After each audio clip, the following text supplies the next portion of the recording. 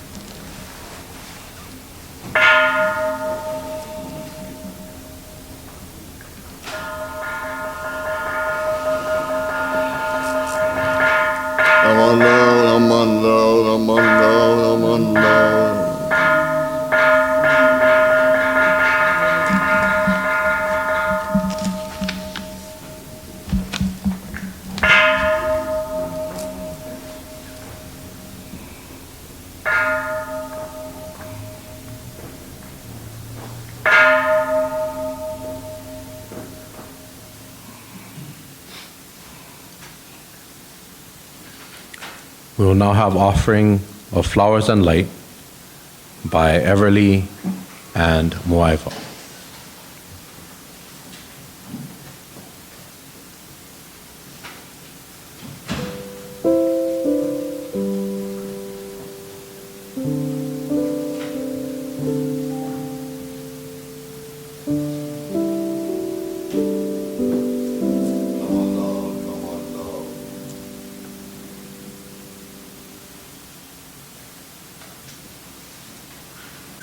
Please rise for the meditation, followed by the chanting in Pali and English of the Vandana Ti-Sarana, which can be found in the red Jodo Shinshu service book on page 7.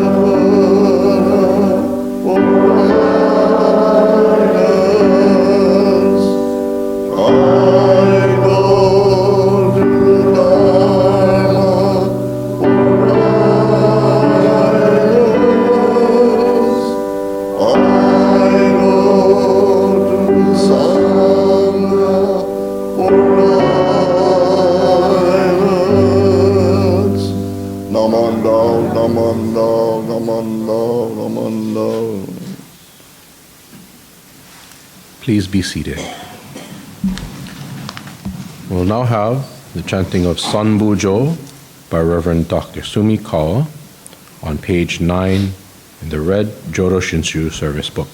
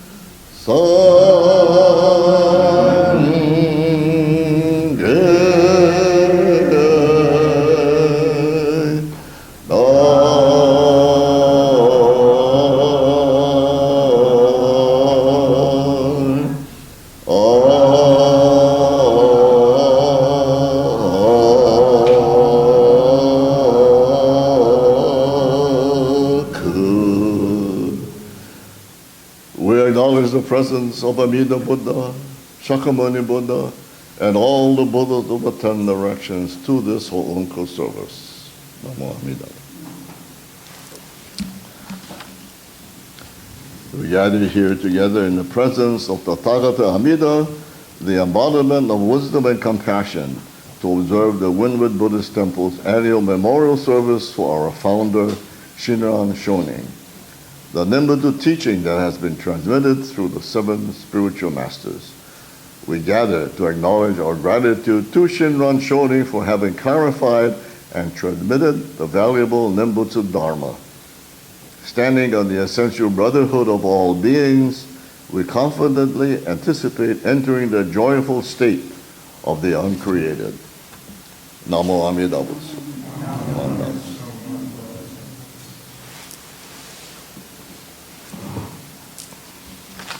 Please turn to the Jodo Shinshu service book for the Sutra Shoshinge on pages 11 to 18, and then to the bottom of page 58.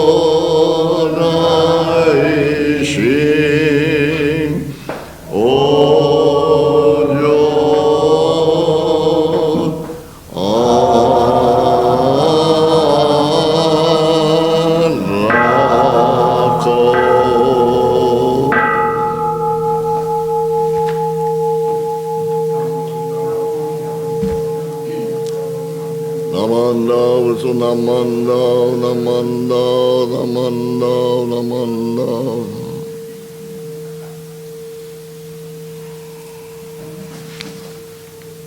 Please rise for the Gatha on this morn in the Brown Praises of the Buddha book on page 119.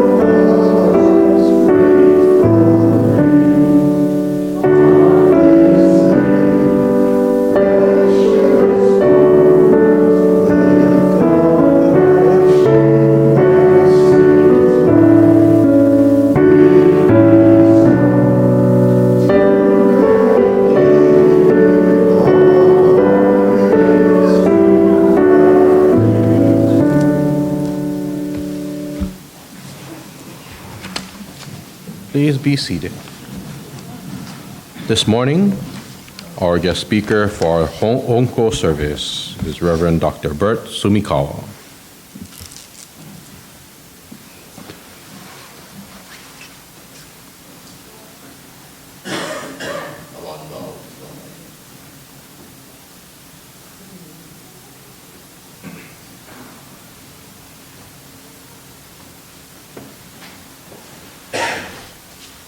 Morning, everyone.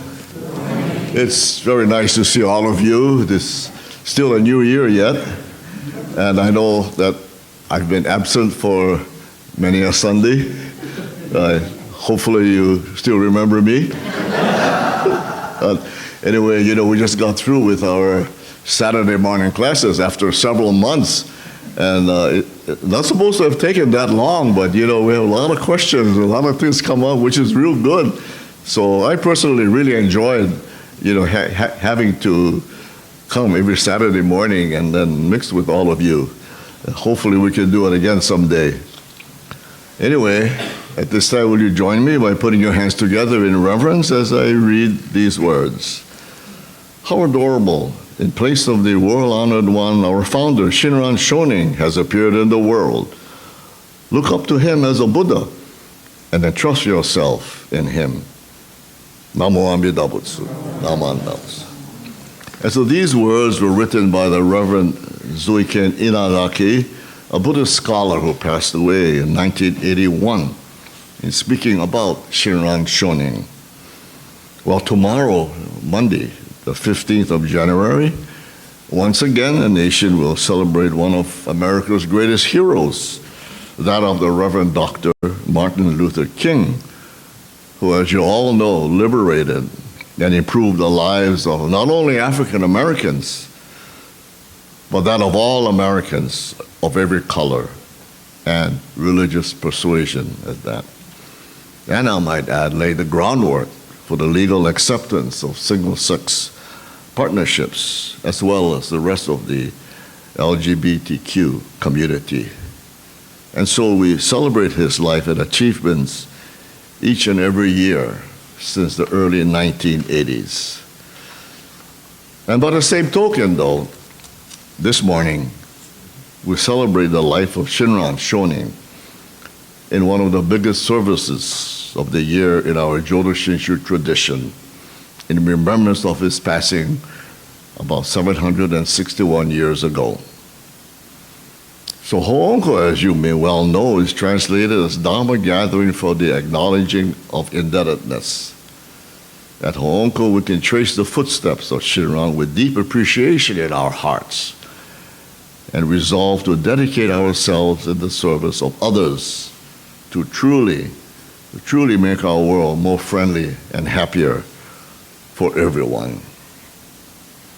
So what does it mean, though, when we say Dharma gathering for the acknowledge of indebtedness? To whom are we acknowledging this debt? Well, I think we're acknowledging the wisdom and the compassion that's bestowed on us by Amida Buddha. As you know, Amida in his causal state viewed many, many pure lands, and upon fulfilling his 48 vows, established the Pure Land in the Western Paradise as his Pure Land and became the Amida Buddha, thereby establishing a path by which sentient beings as such could attain birth and realize enlightenment. The principal vow in Jodo Shinshu is the 18th vow, or commonly known as the primal or the original vow. Through this vow, we are made to be aware that we are not attached to the one idea that everything is separate and not interconnected. We become aware of oneness through our deepened understanding of what some refers to as the 4 marks of existence. Namely that, number 1, life is a bumpy road. Birth, aging, illness, and death. Being separated from loved ones. Having to associate with those that we dislike. And not getting what we desire. And being attached to what we call the self, or the I. Number 2, that life is impermanent. The things are constantly changing. And nothing remains the same. And life is interdependent. Today, with the concern for global warming or the misuse of fossil fuels, it becomes a huge concern for all of us. And also that, number 4, that life is fundamentally good. With the right outlook and view, we can live life to the fullest with much joy and meaning.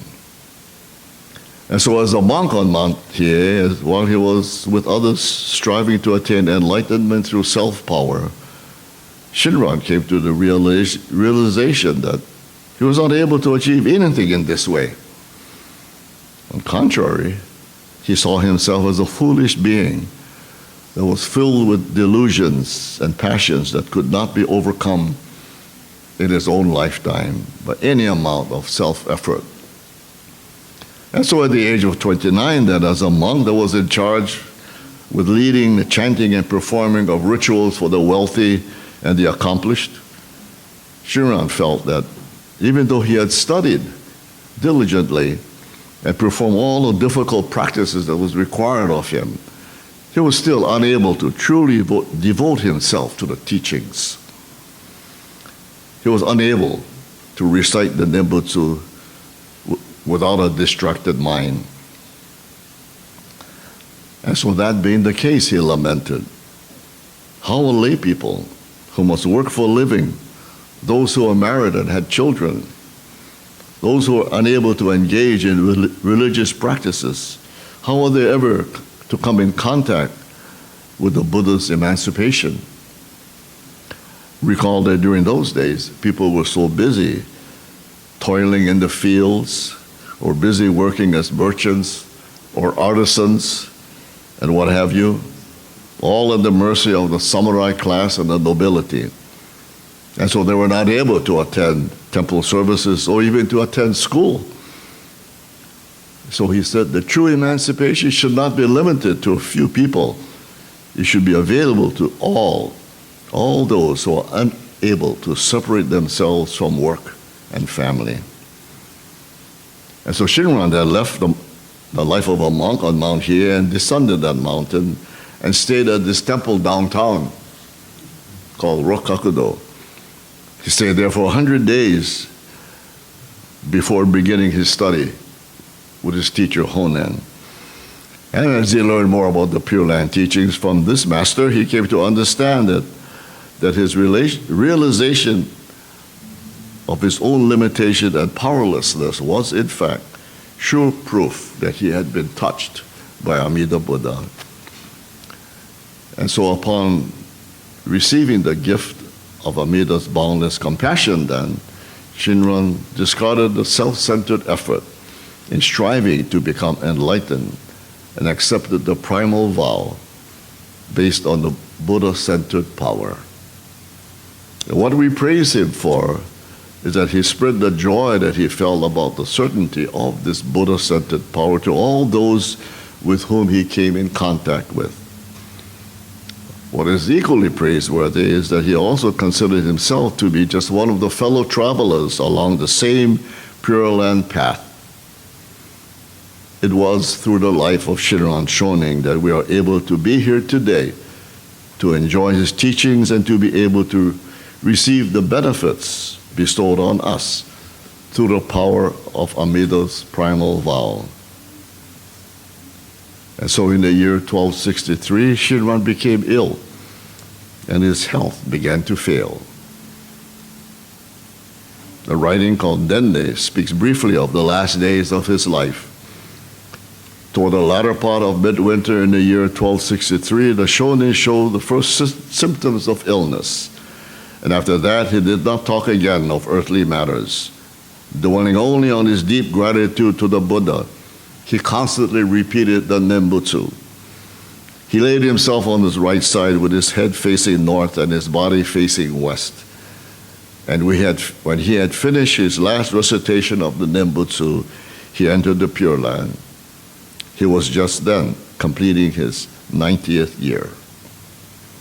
At our services, we sing Ondokusan.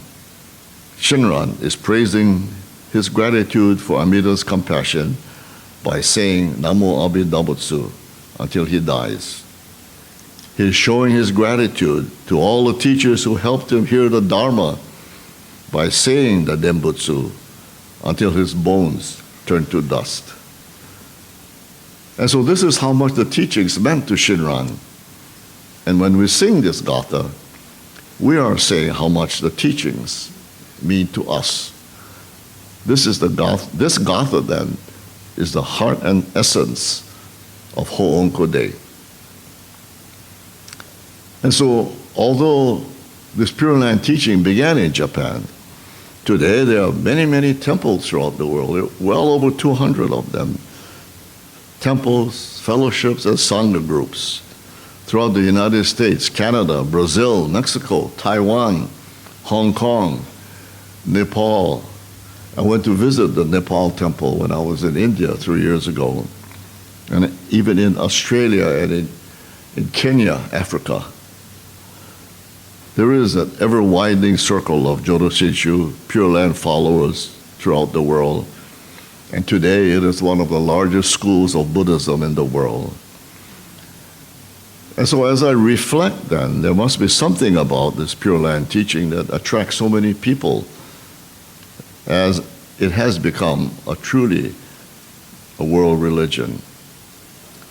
Shinran, who revealed the Jodo Shinshu teachings to us and the path of the Nembutsu, had provided many to live a positive and fruitful life and reveal to future generations a way of spiritual attainment that was possible even for ordinary people such as ourselves that are caught in the entanglement of the ego self.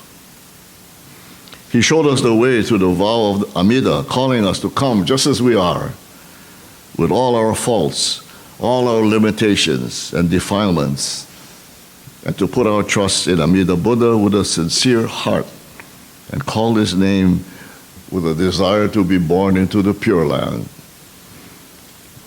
I want to recall for you a story about a minister that visited a member's home to conduct a memorial service and a Hoonko service. At that time, the minister chanted Shoshinge, just as we did this morning for the family, followed by a memorial service in which he chanted the 3 Pure Land Sutras. I was going to do that, but it's going to take too long. I'm going to get kicked out of this temple. After chanting, he delivered a Dharma message to the family. After the services, about 20 family members and friends got together to have lunch. They also drank beer and had some sake as well.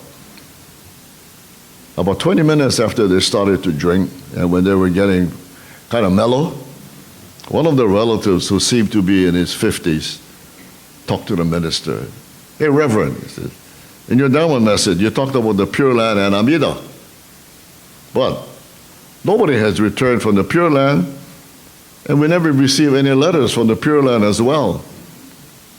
Are you sure the Pure Land actually exists?" The minister replied, "Yeah. In fact, the letter from the Pure Land has already reached you, but you don't realize that. That's the only reason why you think you didn't receive a letter from the Pure Land." Then he continued to say, "Okay, listen. Do you doubt and deny that many radio waves come and go from this room? Radio waves from a radio, natural radio waves from space, and many other radio waves are in this very room, but we cannot hear or see them." So in this day of scientific knowledge, though, if you deny the existence of radio waves, you'll be ridiculed, right? Why don't we hear them now? Because we don't have a receiver here. We need a receiver to catch the waves for the radio. In the same way, we need a receiver to catch a letter from the Pure Land. And that is the human body the Buddha taught us. And you already have a human body. However, you still can't hear it. Why? Well, even if you buy a nice widescreen TV receiver, you cannot get a picture on the receiver without turning it on. In the same way, even if you have a wonderful human body, we cannot hear the letter from the Pure Land without turning it on. Turning it on is equivalent to what is called listening to the teachings. Also, when we want to watch a favorite show on television, we need to turn it on to the correct channel. In the same way, we need to listen carefully to the Dharma to hear this letter from the Pure Land. And that is the story. To listen to the letter from the Pure Land means to hear the calling of Amida Buddha to save us all without fail, and to accept the calling as it is without doubt. But isn't it difficult to accept this letter, as we are oftentimes filled with blind passions? For example, if I receive a letter from someone that says, "I will receive $1 million with no obligations," I would not believe it, right? I would think that's too good to be true and would doubt it. Likewise, we may doubt it, should we receive a letter saying the sender will save all of us foolish beings without any recompense. But the sender of this letter is Amida Buddha, and it is written with great true compassion. We would never doubt a letter from our parents that says, "Take good care of yourselves," because through their thoughtfulness, as in the past, you know that your parents are concerned about you from the bottom of their hearts. In the same way, Amida Buddha is also always concerned about each of us, and vows to save us, and completes the vow in the form of the Nembutsu that is working with us and on us at all times. So the Nembutsu is the evidence of Amida's concern. When we realize this, we accept this letter from the Pure Land as it is. And this leads us to recite the Nembutsu that although we recite it, it is Amida that calls me to recite it. To listen to the letter from the Pure Land is listening to the Dharma that is so vital in Jodo Shinshu. Through hearing the Dharma in services, study sessions, reading books, and actually in events and occurrences in our daily lives, our awareness is broadened and deepened. And through our self-reflection, we are made more aware of the compassion surrounding us.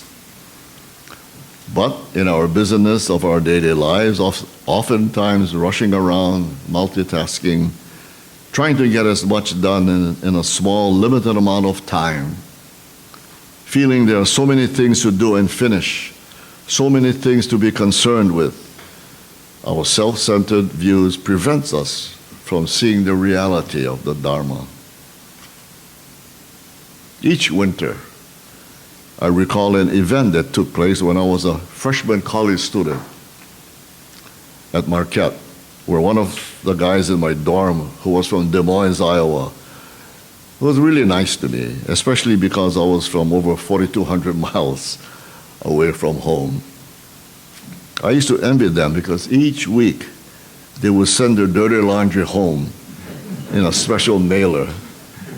They went to the post office, actually, and they had a special mailer. They sent their dirty laundry home.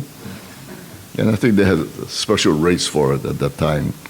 And when the mailer was returned, it would be packed with nice, clean laundry, all ironed and folded neatly.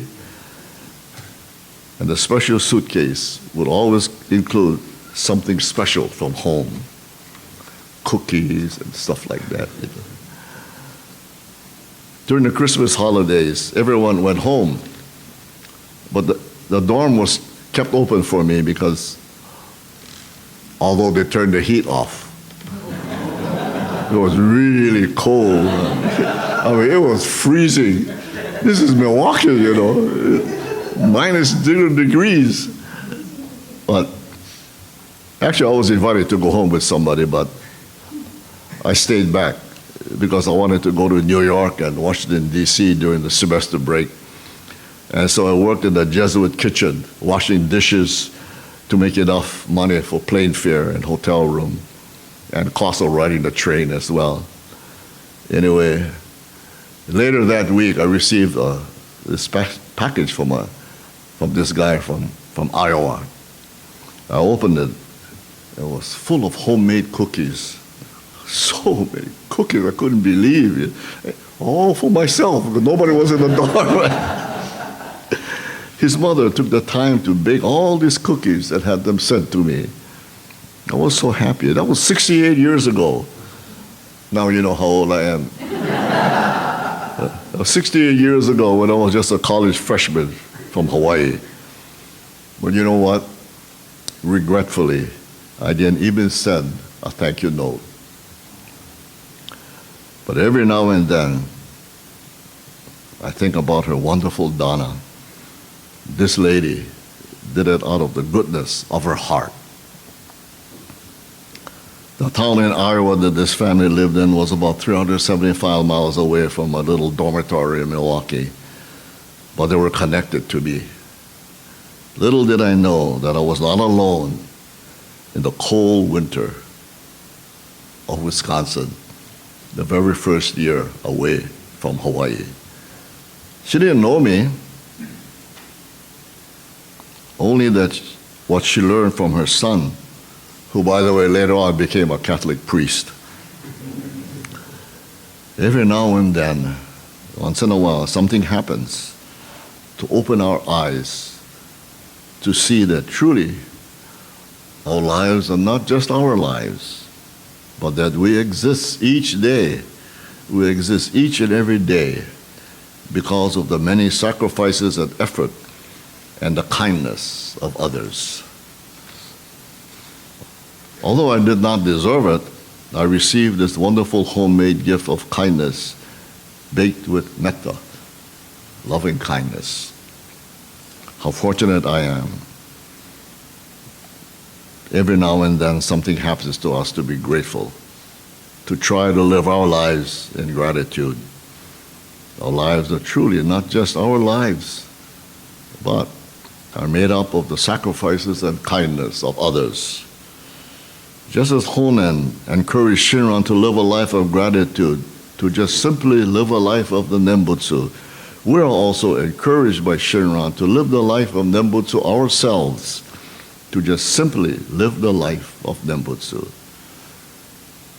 But it's not easy to do. Every now and then, every so often, something reminds us of how grateful we can be. It's not easy to overcome our self-centered nature. I'm reminded of the story I just related to you every so often, and how embarrassed and shameful I feel. To this very day, I recall this gift of home-baked cookies. But we must strive each day. Part of the Eightfold Path is effort. And so we have to keep on trying. Our minds are compared to monkey chatter, endlessly filled with compulsive thoughts and insatiable cravings. We are like white mice in a cage, endlessly going around in the exercise wheel. If we do not correct this, if we continue to live in self-centeredness and delusion, it will eventually blow up. But as we begin to live the life of the Nembutsu, to simply in the Nembutsu, as Shinran Shonin asks us to do, our three poisons of greed, anger, and stupidity or unawareness are released slowly but surely. When we awaken to the pure mind of Amida Buddha, we transcend the challenges that faces us. So let's all release our so-called gases and live a life of contentment, gratitude, and appreciation in the Nembutsu. We should express gratitude and appreciation to all family members and virtually all that have come and gone, and also to those that are still living. We can learn that from the Jodo Shinshu perspective. Upon reflection of the sacrifices made by those people for our sake, we will develop a clearer understanding of the interdependence of all life and all beings. We will then be better able to live a life of thanksgiving and become deeply aware of the Shin Buddhist way of life. This is the legacy that has been left to us by the founder of the Honganji sect of Pure Land Buddhism, and why we come together each year in gratefulness. So let us close by bowing our heads once again in Gassho and listen to the words of Shinran. If the original vow of Amida is true, the teachings of Shakyamuni cannot be false. If the teaching of the Buddha is true, Zendo's commentary on the Contemplation Sutra cannot be wrong. And if Zendo is right, what Honen says cannot be wrong. So if Honen is right, what I, Shinran, have to say may not just be empty talk. In brief, such is the true entrusting of this foolish one. Beyond this, I can only say that whether you are to accept this faith in the Nembutsu or reject it, the choice is for each of you to make. Namo Amida Butsu. Thank you very much for listening.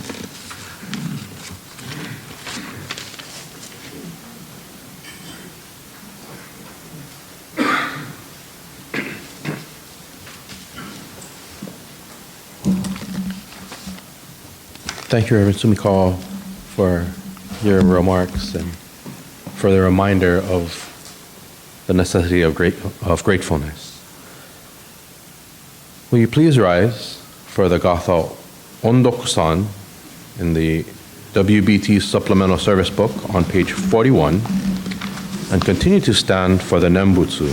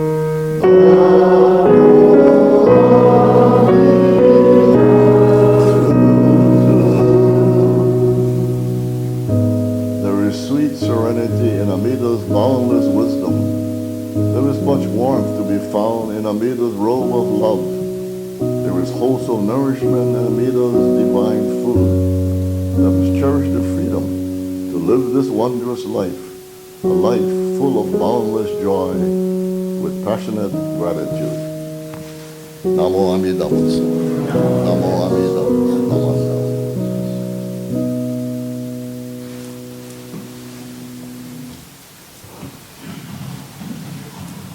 Thank you, and please be seated.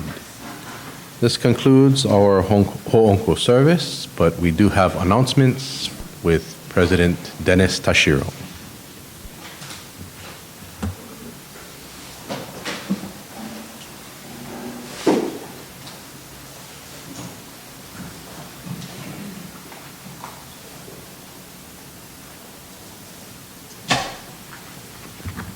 Good morning, everyone.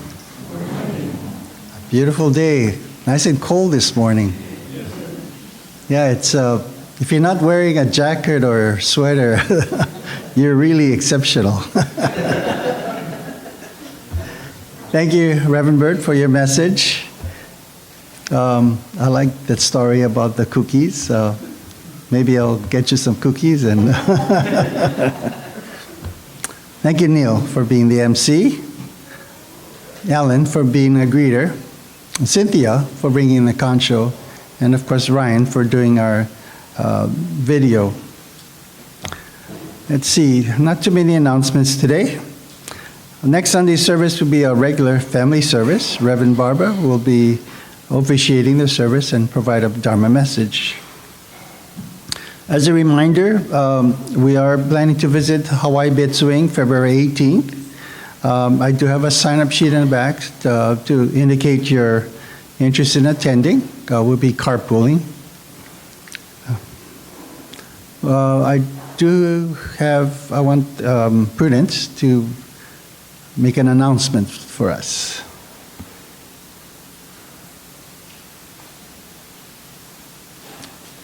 Good morning. You know, it's been years since we've had Dharma school.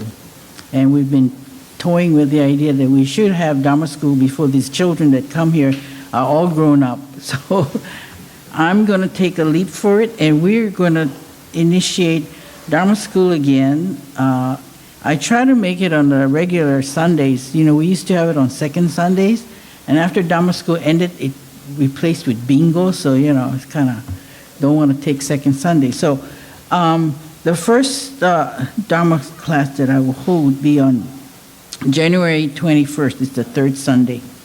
And I'll use this as the basic thing. And I think we have a lot of these.